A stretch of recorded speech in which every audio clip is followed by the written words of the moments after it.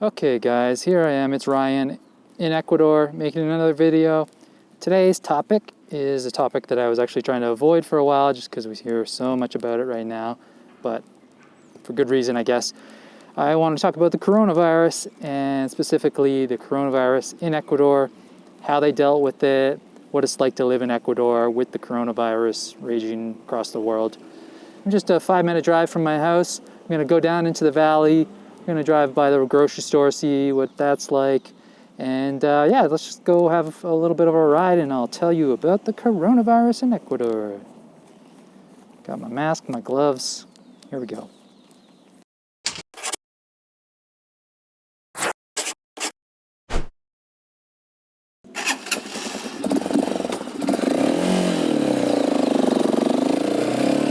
The first infected person arrived in Guayaquil, Ecuador on Valentine's Day, but she wasn't confirmed until the 29th of February. But things didn't start getting serious for me until around the 13th of March. The school shut down, so Sarah started working from home, teaching online.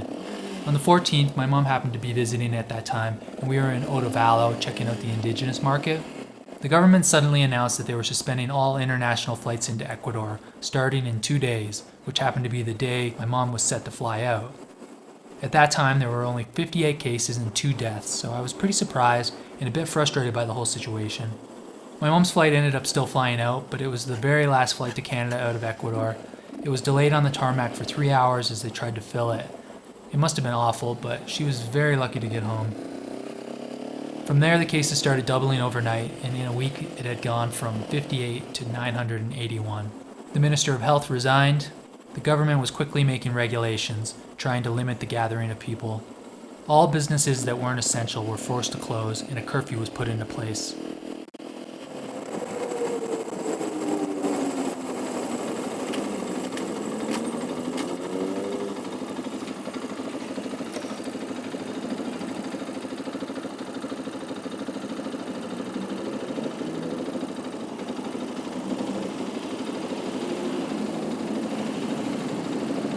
Okay, so here's the grocery store, the Super Maxi. And as you can see, as I was pulling in, there's a lineup of people outside of it. They're all a good distance apart from each other. There's got to be like 20 people in line.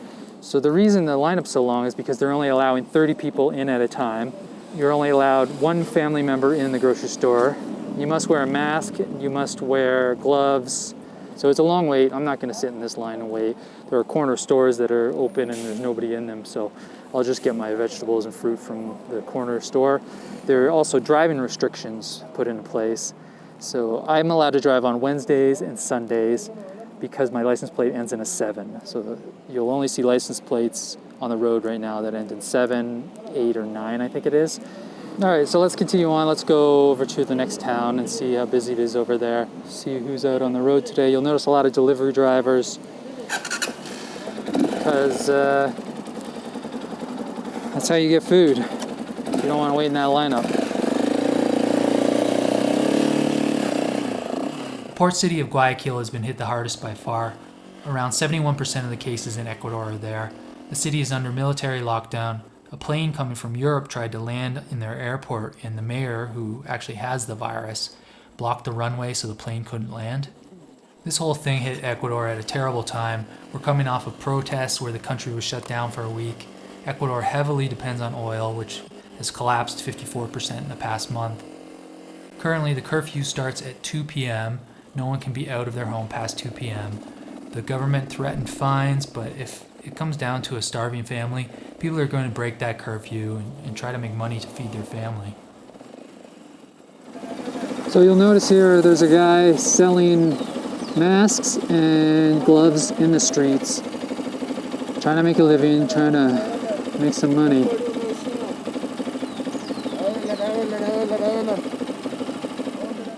For the first week we were ordering groceries online. It would take about 3 days to get them, but there would be certain stuff that they wouldn't be able to bring, mostly fruits and vegetables. Last week the app that we were using was getting way too much usage, and now it's actually saying that it won't be able to deliver the groceries for 17 days. So I've been making weekly runs to the grocery store.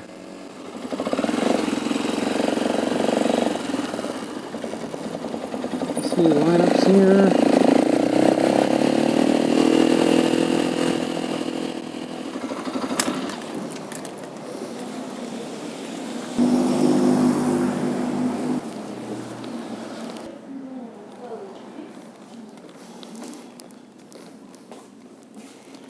Shelves are all pretty well stocked, and I haven't really not been able to find anything that I needed.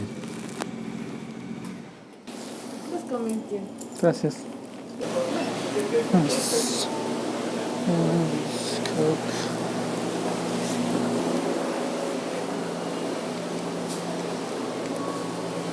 Nice.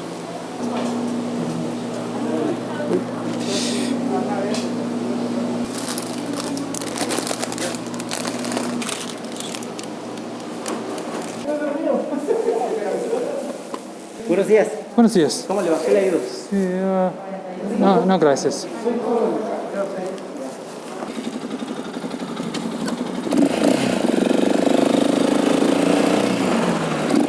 At the time of editing this on April 1st, Ecuador has 2,748 cases and there have been 93 deaths.